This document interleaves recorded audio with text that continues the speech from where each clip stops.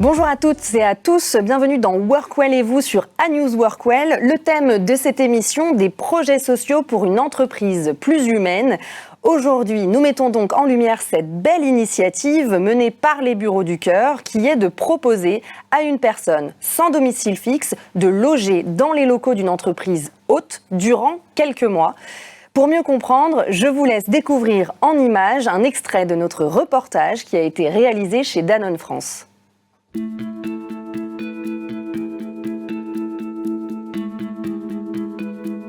330 000, c'est le nombre de personnes sans domicile fixe en France. Quand on sait également que 37% de nos bureaux sont partiellement vides, les Bureaux du Cœur ont initié en 2020 l'idée d'utiliser ces espaces de travail pour loger gracieusement les personnes sans logement.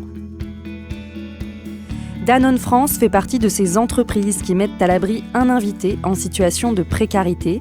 Nous nous sommes donc rendus au siège, à Rueil-Malmaison, pour rencontrer leur invité, Alige, un jeune Gambien de 26 ans, mais aussi Moussa et Frédéric, 2 salariés de Danone qui ont pris Alige sous leur aile et qui l'ont accompagné dans cette expérience.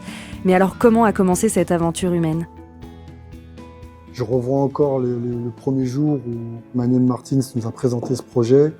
On était tous plein de questions au sein de l'environnement de travail, mais c'est une aventure humaine, clairement, parce que créer des liens avec une personne qu'on ne connaît pas et faire en sorte que cette personne prenne confiance et évolue au fil des jours et grâce à nous, c'est quelque chose qui me rend fier déjà. Alige, l'invité de Danone, a accès à la salle de sport, comme tous les collaborateurs. C'est aussi là où il peut prendre sa douche. Il a accès à la cafétéria ou à un repas latent dans le frigo.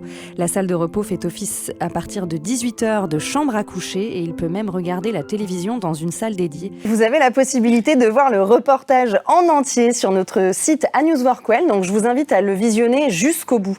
Pour en parler sur ce plateau, j'ai le plaisir en tout cas d'accueillir Manuel Martins qui est à ma gauche, directeur de l'environnement de travail chez Danone France. Bonjour Manuel. Bonjour, ravi d'être là. Ravi également que tu sois là avec nous. J'ai Agnès Biemel à ma droite, directrice du cadre de vie chez AXA France. Bienvenue Agnès. Bonjour Claire. Bonjour. Et Mao de Fougière qui est juste là en face de moi, chargée de développement au Bureau du Cœur. Bienvenue Mao. Merci Claire. Et Chantal Garnier, bien évidemment, experte sur le futur du travail chez Planning Strat Station. Est-ce que ça se prononce comme ça, Chantal ? Exactement. Bon, bonjour parfait. à tous. Je suis ravie d'être avec toi. Tu es une habituée de ce plateau. D'ailleurs, tu as ta place attitrée, toujours ici. En tout cas, ravie que vous soyez tous avec nous dans cette émission, que vous ayez accepté mon invitation. On va justement pouvoir parler, je rebondis juste Chantal sur ta chronique, tu vas nous parler des 6 critères à prendre en compte pour un environnement de travail plus humain. On verra ça en fin d'émission. Manuel, je commence par toi, c'est toi qui vas ouvrir le bal. Très bien, j'ai cette chance. Alors, tu travailles depuis plus de 20 ans chez Danone. Comment est-ce que t'es venue l'idée de mettre à disposition les locaux de l'entreprise pour loger justement, là, dans ce cas précis, Alige, mais il me semble que ça fait déjà un petit bout de temps que vous avez mis en place ça avec les Bureaux du Cœur. Oui. Avant Alige, il y avait un autre invité d'ailleurs. Exactement, il y avait une autre invitée il y a maintenant plus de 6 mois. Alige est arrivée il y a 6 mois, 2 mandats, enfin 2, je ne sais pas comment on va dire ça, 2 baux de 3 mois. Oui. Et donc l'idée à chaque fois, c'est de les accompagner jusqu'à qu'ils trouvent un logement. Comment l'idée m'est venue ? Très simplement, en fait, j'ai regardé la télé et aux journaux de 13h, oui. Il y avait une émission sur les Bureaux du Cœur. Et donc, j'ai bien entendu été attiré par le concept, le fait de pouvoir tendre la main à quelqu'un qui en a besoin. Nos bureaux tertiaires sont gardiennés H24, ils ne sont pas occupés en permanence. Et donc, c'est très naturel de se dire qu'on peut accueillir quelqu'un le matin, au moment où il s'en va, on peut l'accueillir le soir au moment où il arrive, et puis l'aider à pouvoir dormir en sécurité, et du coup l'aider à retrouver un équilibre social naturel pour tout le monde. Et on voit qu'avec Ali, justement, dans ce reportage, il prend ses aises très rapidement, il est assez à l'aise. Est-ce que c'est le cas avec les autres invités que vous avez pu avoir chez Danone ? Non.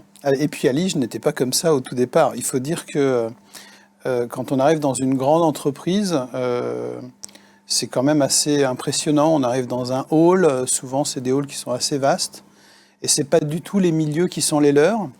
Donc du coup, au départ, ils sont plutôt mal à l'aise. Et il faut, allez, j'allais dire, là, une première semaine pour commencer à avoir ses marques. Et du coup, oser aller vers l'autre, oser se présenter. C'est pas simple, hein, c'est pas toujours des gens qui ont eu des parcours faciles. Et donc, c'est plutôt à nous de faire l'effort au départ, de leur montrer que finalement, c'est un monde ouvert comme les autres. Mais même si on leur dit, les premiers jours sont compliqués. Donc, y a quelques constats d'étonnement qu'on a appris aussi, parce que humblement, la première fois qu'on ouvre ces portes, on ne sait pas encore très bien quels sont les codes. On sait que c'est des gens qui ont demandé de l'aide, donc qui sont dans un parcours de vouloir se socialiser, avoir un appartement. C'est pas du tout des gens qui ont dormi dans la rue et qui ont des difficultés importantes. C'est vraiment des gens qui ont fait la démarche et qui sont déjà dans un parcours où ils peuvent tout à fait rentrer en entreprise. Et donc, c'est à nous de faire en sorte qu'on les écoute. Et donc, s'ils disent qu'ils n'ont pas envie d'avoir de rapport, par exemple, avec les occupants du bâtiment, eh ben, on le respectera. S'ils ont envie d'en avoir, on le respectera aussi, parce qu'on sera ravis de les aider, apporter un peu de chaleur humaine, et c'est ce qu'on voit dans le reportage. Tout à fait. Je vais rebondir juste après, justement, sur comment ça fonctionne avec les collaborateurs, et est-ce qu'ils peuvent interagir avec l'invité, est-ce que c'est plutôt souhaité, est-ce que l'invité accepte. Bon, bref, on en parlera juste après. Agnès Biemel, tu es directrice du cadre de vie chez AXA. Moi, j'ai une première question. Directrice du cadre de vie, est-ce que c'est la même chose que directeur environnement de travail et directrice environnement de travail? J'ai comme l'impression qu'on a vraiment beaucoup de points communs. Et c'est vrai que chez AXA France, du coup, environnement de travail, ça se dit cadre de vie, parce qu'on estime que nos sites, ce sont avant tout des lieux de vie. Alors bien sûr, des lieux de vie collectifs, des lieux de travail, mais voilà, des lieux de vie. Donc on a voulu avoir ce nom-là pour couvrir, je crois, à peu près le même spectre d'activités qu'il y a chez Danone. Donc on touche effectivement à la sécurité, à la gestion de nos sites, mais avant tout, moi, ce que j'avais envie de dire, et c'est ce qu'on partage beaucoup avec Manuel, et si on est tous les deux là aujourd'hui, c'est parce que avec les entreprises dans lesquelles on a la chance de travailler, ce sont des entreprises qui ont des engagements extrêmement forts en matière environnementale et en matière sociétale, et on veut que nos sites soient aussi le reflet de ces engagements. Et on s'y retrouve là-dessus. On a la chance que nos activités nous permettent de faire beaucoup de choses. C'est un des leviers et on veut l'utiliser le plus possible. Et on est ravis de pouvoir du coup participer ensemble à ce partage sur ce plateau avec les bureaux de cœur qu'on accueille également. Exactement. D'ailleurs, ce concept, chez AXA, vous l'avez mis en place quand? C'est tout récent? C'est beaucoup plus récent, on a moins d'antériorité, moins de recul encore que Manuel, mais ça fait quelques années, comme souvent à l'origine, c'est une histoire de belles rencontres, évidemment, entre les bureaux du cœur, AXA à tout cœur, notre association, et puis les équipes du mécénat. Ça a démarré comme ça, avec une demande qui portait plus sur l'assurance. Les bureaux du cœur avaient besoin que les entreprises qui recevraient un hôte, un invité, puissent s'assurer, être rassurées. Et ça a commencé comme ça l'histoire. Et puis naturellement, de fil en aiguille, on ne pouvait pas s'en tenir là.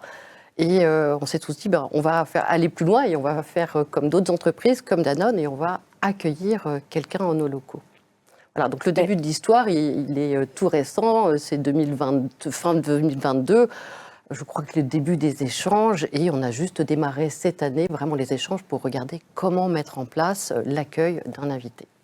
C'est vrai que sur ce point, au-delà du fait d'accueillir chez AXA, cette première pierre qui avait été posée en 2022, elle est hyper importante pour nous aussi, parce que, on y reviendra peut-être après, mais dans le cadre qu'on propose pour l'accueil, il y a toute la question de l'assurance. On accompagne les entreprises qui souhaitent accueillir et les organisations même en général qui souhaitent accueillir dans toutes les démarches et notamment les démarches auprès de l'assurance. Et le fait qu'un assureur comme AXA, très reconnu, s'engage et propose la clause bureau du cœur, crée la clause bureau du cœur, qui a été rejoint par Allianz également. Donc on a un partenariat national maintenant avec AXA et un avec Allianz. Donc les entreprises qui sont assurées chez l'un de ces deux assureurs peuvent directement demander que soit ajoutée à leur contrat cette clause sans surcoût. Et ça, c'est très important pour nous et ça nous a permis de convaincre beaucoup plus d'entreprises de nous rejoindre. Mao, d'ailleurs, on reviendra juste après sur toi. On va essayer de comprendre depuis quand existent les bureaux du cœur, comment ça s'est mis en place, comment c'est né finalement et comment vous fonctionnez. Je vais revenir à toi, Manuel. Frédéric dit au début du reportage que quand tu as annoncé le projet à toutes les équipes de Danone, ils étaient un peu... Enfin, ils ont mis un petit frein peut-être, ou ils étaient interloqués, je dirais, plutôt. Interloqués. Comment ça a été accueilli globalement ? Alors, par mes équipes, ils me connaissent un peu. Et donc, tous les projets sociaux, environnementaux qu'on met en place, ça les a pas trop surpris, ce projet en lui-même. Et j'ai même envie de dire, ils étaient très vite partants. Je donne quelques exemples. Parmi le groupe de travail, environnement du travail, il y a des gens qui travaillent dans la restauration, qui sont des prestataires extérieurs, mais qui ont dit tout de suite, eh bien moi, je vais offrir un repas tous les soirs. Il n'aura pas besoin de cuisiner. Ça m'arrangeait bien parce que je ne voyais pas trop comment il allait cuisiner. Du coup, donc c'est les collaborateurs qui étaient force de proposition. C'est ça. Ça levait un doute que j'avais. Le second, c'est la société de propreté qui a dit, le pressing, on s'en occupe. On a une machine à laver. Du coup, on va lui remettre un sac, il pourra tout mettre dedans, les draps, tout ça, on va tout faire. Et en fait, les choses arrivent très naturellement. Je les ai laissés, je me souviens très bien, à la fin de la réunion, en leur disant travaillez ensemble pour voir comment on peut faire en sorte que tout ça soit réalisable. Et puis, quelques jours après, tout était possible.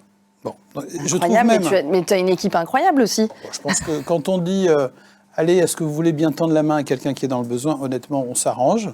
Et surtout dans une entreprise où on a quand même les moyens de le faire. Donc là, c'était assez facile. C'est fluide. C'est plus compliqué, je trouve, quand on présente le projet à l'ensemble des occupants du bâtiment, parce que naturellement, il faut pouvoir l'expliquer dans le temps. C'est-à-dire que cette personne qui est sans abri, le premier réflexe qu'on a, c'est peut-être que c'est quelqu'un qui a des addictions. Oui. Peut-être que c'est quelqu'un de dangereux. Qui est dangereux. Peut-être que c'est quelqu'un qui est dans un moment de sa vie compliqué. Et donc, est-ce qu'il ne va pas se jeter de la terrasse voilà. Donc, toutes ces questions, j'ai préféré que tout le monde les pose. Donc, je suis passé en CSE, je suis passé dans un moment où, en fait, on peut rencontrer tout le monde dans le bâtiment. Et chacun a pu poser ses questions. Je pense que j'ai levé 80% ou 90% des doutes ou des craintes. Et puis, il y a 10% des gens qui sont vraiment craintifs parce qu'ils se disent, moi, j'arrive à 7 heures. À 7 heures du matin, je serai au même étage qu'à Lige. C'est un jeune homme de 26 ans. Je suis une femme. Est-ce que ça va bien se passer ? Et donc, j'ai préféré que tout le monde me dise et puisse venir me voir en disant j'ai une crainte pour pouvoir la lever ensuite, une fois que la personne est arrivée. Et donc, à Lige, une fois qu'on l'a rencontré et qu'on se rend compte que ce jeune homme, il est super bien élevé. Je me souviens la première fois que je lui ai dit l'alcool est interdit dans le bâtiment, tu ne pourras pas boire d'alcool. Il me dit, mais moi, j'ai jamais bu un verre d'alcool. Je ne sais même pas ce que c'est. Donc, si c'est ça, vous inquiétez pas, je ne boirai pas d'alcool. Voilà. Donc, cet échange permet aux uns et aux autres de se dire, finalement, il n'y a rien qui change. Au contraire, je vais lui dire bonjour. Il est gentil. Je le rencontre et je sens que c'est quelqu'un qui est dans le besoin. Donc, j'ai aussi envie d'aider. Je le fais naturellement. Voilà. Donc, les choses se sont passées, on va dire très naturellement, à tel point qu'on a envie aujourd'hui de le développer dans d'autres bâtiments que celui-là qui était une première marche. Test. Voilà. Mao de Fougères, tu es chargé de développement au Bureau du Cœur, justement. Est-ce qu'il y a... J'imagine qu'il y a un premier entretien qui se fait entre l'entreprise hôte, le futur invité. Comment on sélectionne ces personnes ? Oui, alors peut-être pour revenir sur la genèse des Bureaux du Cœur.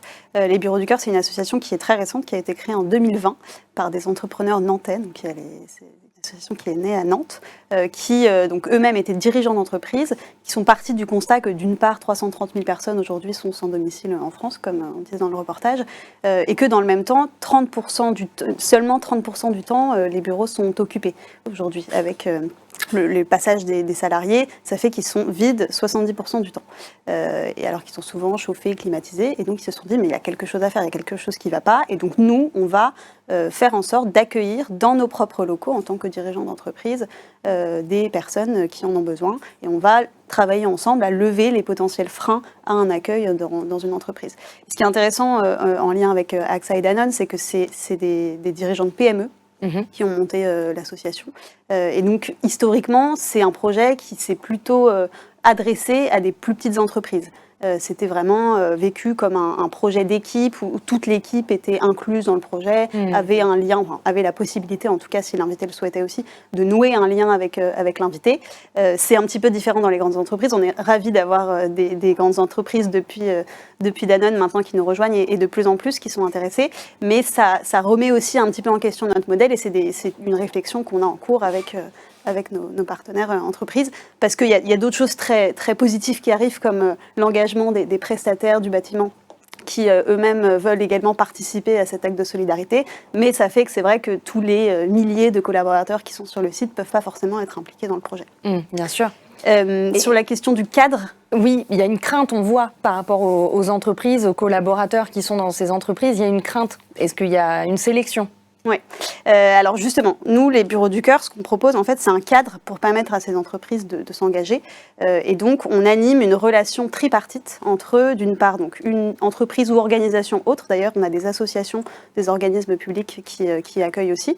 Et donc on accompagne à devenir hôte, dans la définition de l'espace qui va être mis à disposition, qui sera le meilleur espace pour un accueil digne et favorable à la reconstruction pour un invité, dans les démarches auprès de l'assureur, auprès du bailleur, et donc dans la définition du projet d'équipe aussi.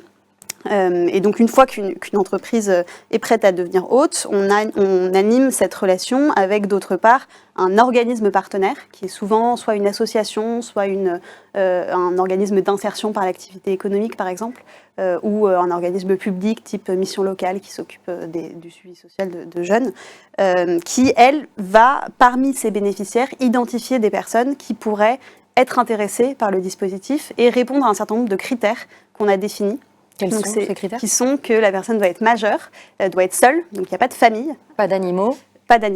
Doit être en situation régulière ou en cours de régularisation sur le territoire, ne doit pas avoir d'addiction, Manuel en parlait tout à l'heure, ou de traitement de santé lourd qui serait incompatible avec l'autonomie qui est nécessaire pour ce type de dispositif, et doit surtout être engagé véritablement dans un projet d'insertion. Aujourd'hui, 50% de nos invités ont un emploi. Et le reste suivent des formations, ont des activités pendant la journée, pendant qu'ils ne sont pas justement dans les locaux de l'entreprise. Et donc on organise une première rencontre entre tripartite, donc entre l'invité et l'organisation hôte et l'organisme partenaire qui va assurer le suivi social de l'invité pendant toute la durée de l'accueil. Une première rencontre pour faire connaissance, voir si le courant passe bien, parler de la situation de l'invité, visiter les locaux, parler des règlements, du règlement intérieur édicté par l'entreprise. Il y a des règles générales qui sont ne pas fumer, ne pas boire d'alcool dans les locaux, ne pas inviter d'autres personnes. L'invitation est seulement pour l'invité, ne pas avoir d'animaux. Mais ensuite, en fonction de son activité, en fonction de la disposition de ses locaux, l'entreprise peut avoir des règles supplémentaires à ajouter. Et puis, on parle aussi des horaires. Enfin, voilà, c'est le moment où on fait le point sur tout ça. Ensuite, il peut y avoir un petit temps de réflexion pour toutes les parties. Et quand tout le monde est revenu vers le bénévole Bureau du Cœur qui a organisé cette première rencontre pour dire c'est bon, on se lance, on peut y aller, on signe une première convention tripartite de mise à disposition des locaux et on remet les clés à l'invité. Et donc, il a accès à ces locaux pendant une période initiale de 3 mois, qui peut ensuite être renouvelée 3 fois 1 mois jusqu'à 6 mois maximum. Ok. Et pendant toute la durée de l'accueil, pour continuer sur le cadre, sont organisées des réunions de suivi mensuelles avec toujours les mêmes parties pour faire le point sur l'accueil et faire le point sur la situation sociale. C'est très cadré. Voilà, c'est ça. Nous, c'est vraiment ce qu'on apporte, Bureau du Cœur, c'est un cadre. L'idée étant que l'invité trouve un logement à un moment donné. Tout à fait. Il peut être accompagné par l'entreprise pour trouver ce logement. Alors, il est accompagné par l'organisme partenaire pour trouver ce logement. C'est vraiment le rôle de l'organisme, l'association qui fait son suivi social, de l'aider à trouver ce logement. Ensuite, l'entreprise, ça arrive beaucoup. L'entreprise peut mettre la main à la pâte aussi, aider à refaire un CV, à passer des entretiens blancs, ouvrir son carnet d'adresses. Ça se passe beaucoup, mais c'est pas une obligation. C'est pas une obligation, bien sûr. C'est en plus. Agnès, qui est votre invité actuellement ? Alors notre premier invité, c'est Olivier. Donc il est un petit peu plus âgé que Alige.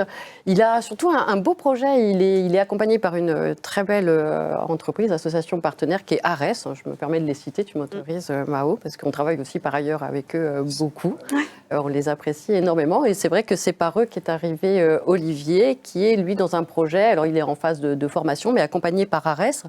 Il a un projet de reprendre une activité dans le maraîchage, voilà. Et c'est très clair pour lui, et il le partage, et il est ravi de pouvoir justement partager son projet et échanger. Et c'est vrai que ça s'est fait peu à peu, parce que dès les premiers instants, on a revu Olivier. Olivier, il est adorable, mais il est tout timide, tout discret. Il voudrait surtout qu'on le voit à peine. Donc c'est vrai, je rejoins ce que disait Manuel, il faut faire attention à ce point-là. On accueille quelqu'un qui vient se reconstruire, hein, c'est important, et il le fait à sa façon. Ce sont des gens, Olivier en fait partie, qui ont rencontré à un moment donné une difficulté dans leur vie. C'est vraiment cette phase de reconstruction, donc il y a beaucoup de mains tendues. Mais il faut y aller effectivement avec tact et diplomatie. Donc il a créé autour de lui, naturellement, il y a des référents, hein, avec les référents du Bureau du Cœur, d'Arès, un référent côté mécénat. Donc il s'est entouré progressivement d'un certain nombre de collaborateurs AXA ou extérieurs avec lesquels il communique. Et le cercle finalement est assez restreint, mais ça c'est à sa demande aussi. Hein. C'est ça aussi sa personnalité et son souhait qu'il faut absolument respecter. Tout comme son lieu de vie, c'est chez lui. Enfin, moi, j'ai trouvé que c'était très important de dire que c'était chez lui et hors de question qu'il y ait un défilé pour voir chez lui. Enfin, non, ça ne se visite pas. C'est une salle de réunion qu'on a tout simplement transformée pour pouvoir l'accueillir, pour qu'il y dorme, meublé, Justement, etc. il a accès à quels espaces de l'entreprise AXA? Alors, il arrive pas dans un grand hall, puisque c'est le siège d'AXA France. Il est accueilli souvent parce qu'il arrive tard par les équipes de sécurité avec lesquelles il a noué aussi des liens forts et qu'il côtoie. C'est vrai, quand les collaborateurs AXA ne sont plus là, parce que finalement, il arrive tard le soir, va repartir très tôt le matin, il est là le week-end, quand les collaborateurs AXA n'y sont pas aussi. Donc finalement, les liens qu'il tisse, ce sont aussi les liens avec les agents de sécurité. Comme on voit dans le reportage, là, pour le coup, c'est Frédéric et Moussa. Voilà. Donc ensuite, il a le droit de parcourir l'environnement. Maintenant, c'est vrai que c'est important pour des raisons de sécurité. On lui a demandé de ne pas monter dans les étages. Son lieu de vie est dans ce qu'on appelle, nous, une rue intérieure, là où nous avons beaucoup de salles de réunion, à proximité de sanitaires, avec des douches, avec tout ce qu'il faut, à proximité aussi des restaurants d'entreprise. Et comme chez Danone, bien sûr, notre partenaire Sodexo a tout de suite proposé aussi de lui mettre à disposition un petit déjeuner le matin et une collation pour le soir quand il rentre, qu'il pourrait réchauffer dans l'espace des agents de sécurité. Donc voilà, il y a une vie qui s'organise et c'est même un petit supplément d'âme qui... le site vit le soir et vit le week-end. Alors voilà, dans un espace délimité, pas dans les étages, pas dans les bureaux de tout le monde, mais ça a créé cette vie supplémentaire. Hein, donc, Et alors, tu as des retours, toi Manuel, des collaborateurs, justement, après cette expérience qui se fait depuis maintenant pas mal de temps, avec plusieurs invités? Forcément, on le voit dans la vidéo, parce que les deux personnes qui sont en gros ses parrains ne sont pas là que le soir, au contraire. Eux, ils sont là vraiment que sur la journée. Mais la spécificité d'Alige, c'est qu'il arrive plutôt tôt, lui. C'est-à-dire qu'il a fini son travail assez tôt, donc du coup, entre 18 et 18h30, il est là, ils sont encore là. Donc, est-ce qu'il va faire du sport? Certainement la plupart du temps, mais... Oui, il a l'air de faire du sport. Oui, il fait du sport. Et du coup, il est là aussi le matin avant de partir, donc j'ai des équipes qui arrivent plutôt tôt. Donc voilà, jusqu'à 8h30, ils prennent le petit déjeuner ensemble, à tel point qu'ils l'ont aidé à déménager. J'ai trouvé ça génial. Donc c'est la voiture d'un de mes collaborateurs qui a servi de voiture de déménagement. Ils ont été le déménager. Il a un superbe appartement. Ah, mais ça y est, il a trouvé un appartement à Lige? Oui, il a trouvé un appartement. Mais c'est super, je ne savais pas. Le week-end dernier.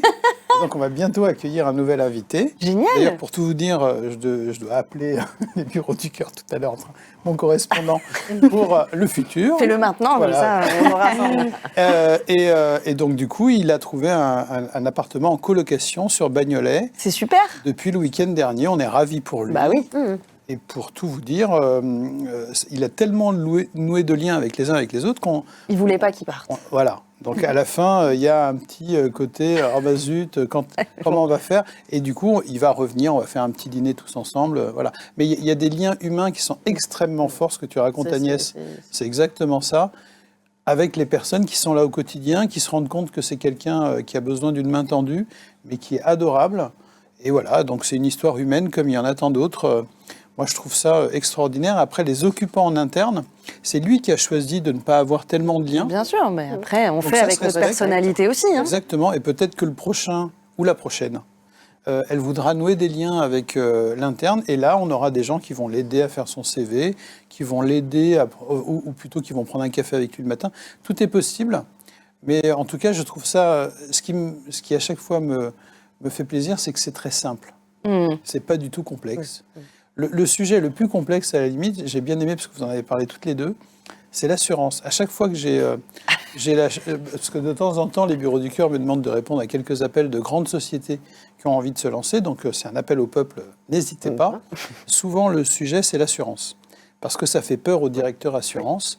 Et donc là, c'est génial qu'AXA, Allianz, ait dit, eh bien écoutez, nous, on a un truc clé en main. Si vous êtes déjà chez nous, il n'y a plus qu'une case à cocher, et puis c'est fait. Ça, c'est génial, parce que c'est très facilitant.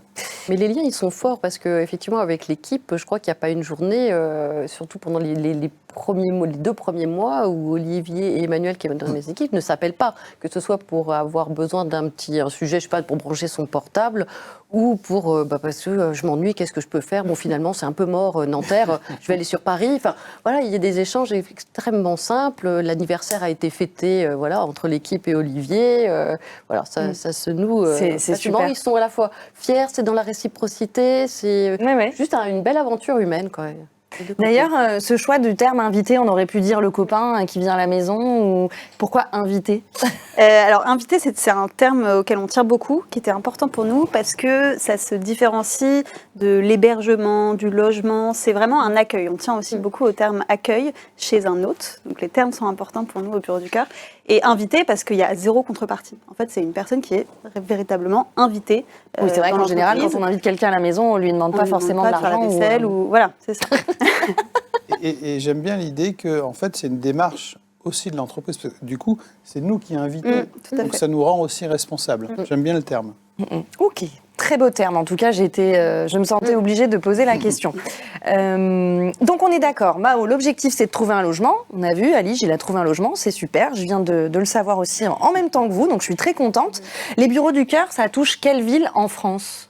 Ça touche 26 villes en France, 3 en Europe. On a 29 ce qu'on appelle des délégations, qui sont des délégations de bénévoles. En fait, les bureaux du cœur reposent beaucoup sur du bénévolat. Donc c'est un appel aussi, si vous souhaitez vous engager auprès des bureaux du cœur, Vous avez entendu? c'est possible et c'est très souhaitable. Et donc on a 170 bénévoles aujourd'hui qui sont engagés tous les jours à faire le suivi des accueils dans les entreprises, à aider les entreprises à devenir hôtes, à nouer des liens avec des organismes partenaires, à rencontrer les invités, etc.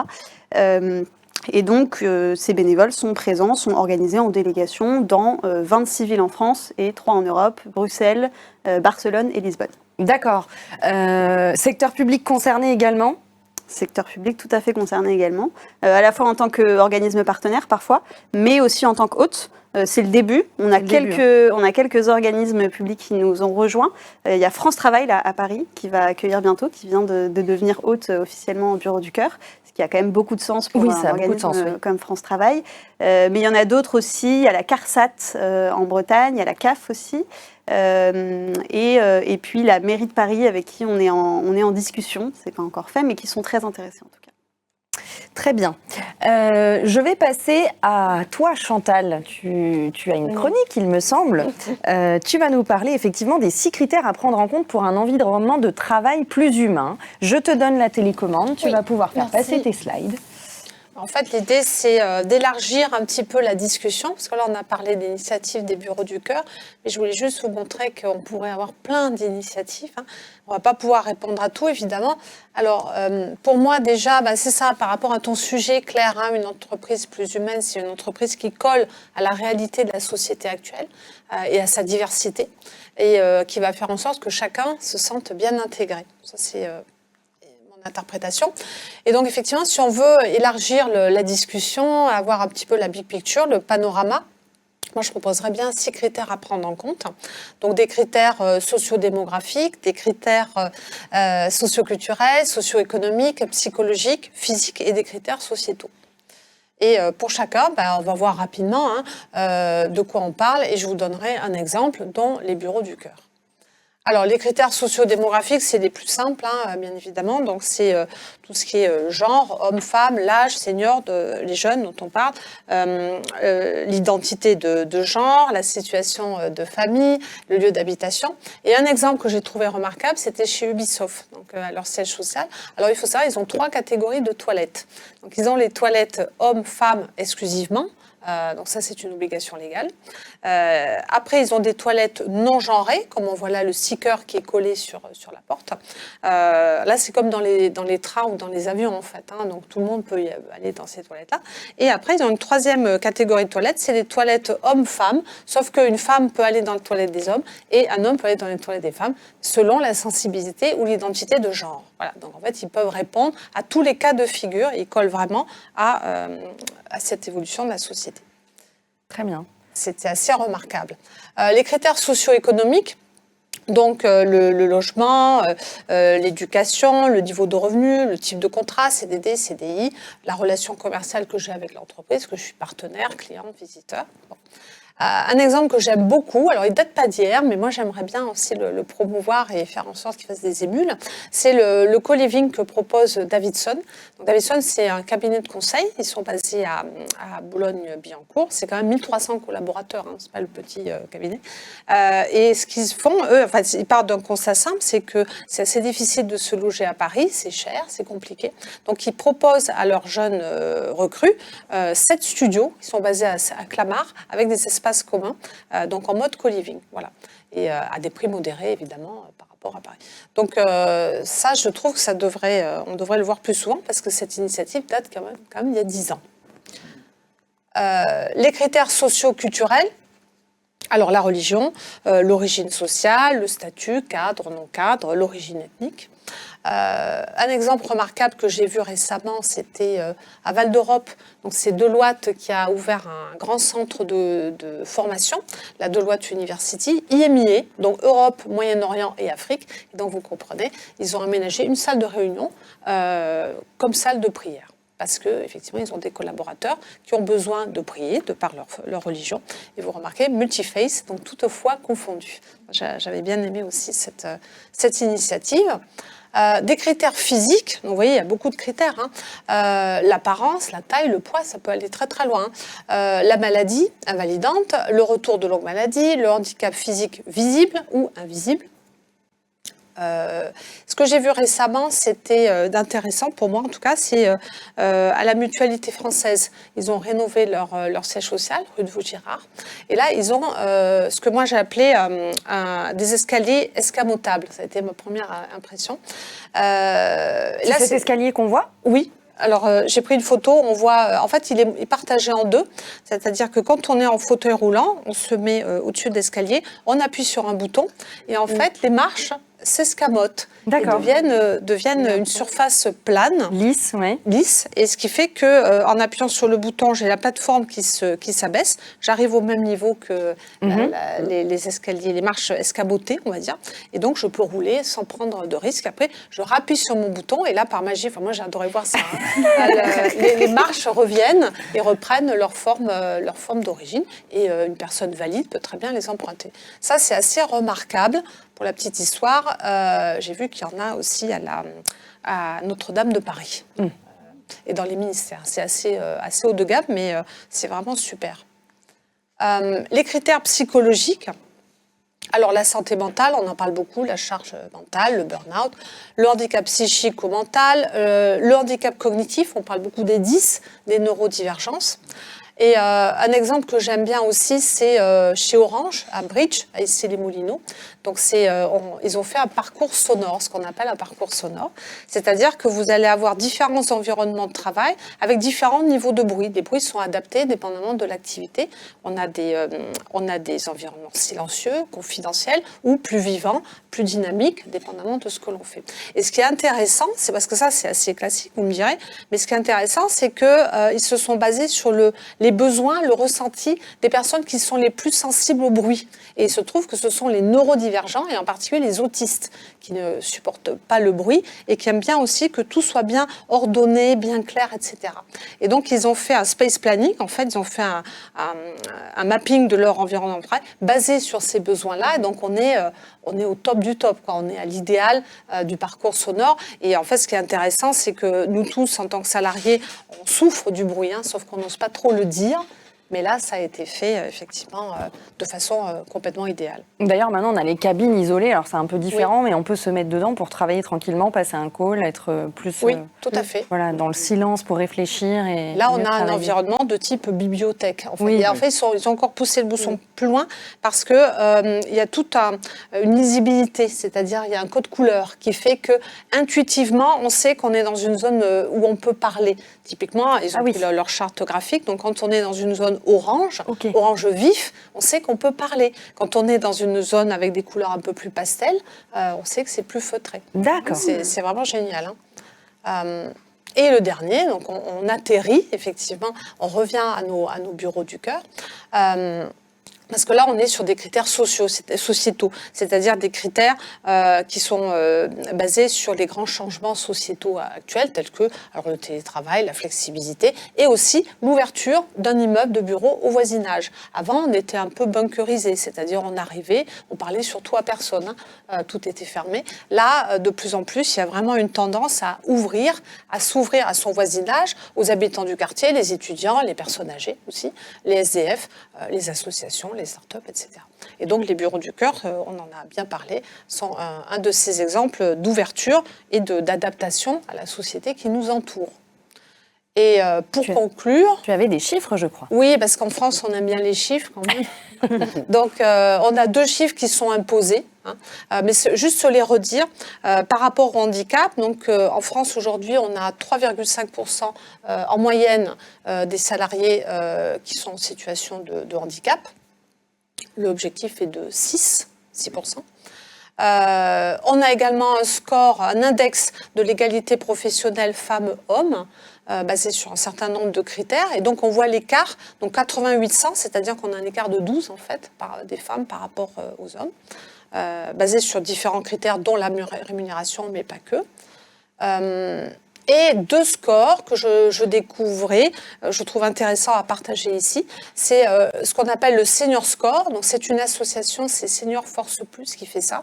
C'est un audit. Alors, ils ont commencé par un audit des entreprises du CAC 40 et elles mesurent l'engagement vis-à-vis des seniors parmi les collaborateurs. C'est un certain nombre d'actions qui sont faites. Et donc, ce score, il est sur une échelle qui va de A à E, A étant le meilleur engagement, on va dire, et E le plus mauvais. Et aujourd'hui, le CAC 40 est à D. D comme Daniel. Donc, on est assez bas encore. Pas terrible, Daniel. Mais il y a une grande marge de progression aussi. Voilà, c'est ça, il y a plein de choses à faire parce qu'il y a plein d'initiatives. Ça, c'est sûr. C'est un vrai sujet. Pour finir, un score que j'aime beaucoup aussi, c'est l'empreinte sociale. Déjà, j'aime beaucoup le mot, empreinte sociale. Et c'est vraiment mesurer l'adhésion justement d'une entreprise à la société. Là, on est sur un petit peu tout ce qu'on a vu précédemment. Ils ont 5 critères précisément. Donc, ils ont l'âge, effectivement, le genre, l'identité de genre, le handicap et également les origines. Et donc, il faut un grand audit de tout ça, sur parfois jusqu'à 200 points de mesure. Et alors, ce n'est pas un institut d'études, hein, donc ils n'ont pas un chiffre à donner, mais ils me disaient que quand on va les voir, on commence en général à 65 sur 100. Voilà, c'est sur 100, on est à 65 sur 100 et on a une grande marge de progression. Merci Chantal. Voilà. C'est très intéressant. C'est venu compléter notre sujet d'aujourd'hui. Merci beaucoup pour ton intervention. Est-ce qu'on pourrait justement avoir cette petite phrase de fin, parce qu'on arrive à la fin de notre émission, pour encourager ces entreprises qui ont un peu peur, on l'a dit au début, d'avoir un invité dans leur bâtiment. Qu'est-ce qu'on pourrait dire à ces entreprises-là? Une petite phrase d'encouragement pour... Moi, ce que Mao. je peux dire, c'est que les entreprises ont un rôle important à jouer. Et nous, notre mission, c'est de contribuer à un monde où plus personne n'est à la rue en s'appuyant sur la solidarité des entreprises et de leurs salariés. Donc, on pense que les entreprises ont un rôle à jouer et peuvent s'engager et que ça, c'est une expérience qui est transformatrice pour l'entreprise et pour les salariés également. Mais je pense que, et par expérience, nos hôtes déjà existants sont nos meilleurs ambassadeurs. Donc, je vais leur laisser la parole. Au de la fin, c'est vraiment de dire allez-y, dites oui. C'est en toute sécurité, c'est extrêmement bien encadré par les bureaux du cœur. Les invités sont rigoureusement choisis, accompagnés. On n'ouvre pas ses portes comme ça à tout et n'importe qui. Ce sont vraiment des gens qui ont un projet, qui sont en train de se reconstruire. Et là, c'est juste une main tendue pour qu'ils puissent venir dormir en sécurité et vraiment réaliser avec succès ce parcours de réinsertion. Donc, dites oui et voyez ensuite comment le faire. Il n'y a pas de sujet. Oui. Donc, il n'y a aucune barrière qu'on ne puisse pas contourner. Si on veut le faire, on le fait. Ouais. Et oui, bien sûr, lancez-vous, c'est une super aventure humaine avant tout. Et ça, je tenais à le souligner. Et du coup, je suis sûr qu'Agnès et moi, on sera ravis de vous aider si jamais vous vous lancez. Donc, faites-le. C'est gentil. Et vous êtes toujours accompagné avec les bureaux du cœur, on est très bien encadré, donc il faut y aller, il faut se lancer, effectivement, on voit par la suite comment ça se passe. En tout cas, vous avez toujours la possibilité de regarder ce reportage qui se passe chez Danone France avec leur invité Alige. Vous allez voir que ça se passe très bien et ça va vous rassurer d'autant plus de regarder ce reportage. Merci à tous d'avoir été avec nous autour de cette table pour qu'on puisse échanger autour de cette très belle initiative des Bureaux du Cœur. Merci à vous de nous avoir suivis sur Workwell et vous sur A News Workwell. On se retrouve très bientôt pour un autre épisode de cette émission. Et d'ici là, gardez la forme.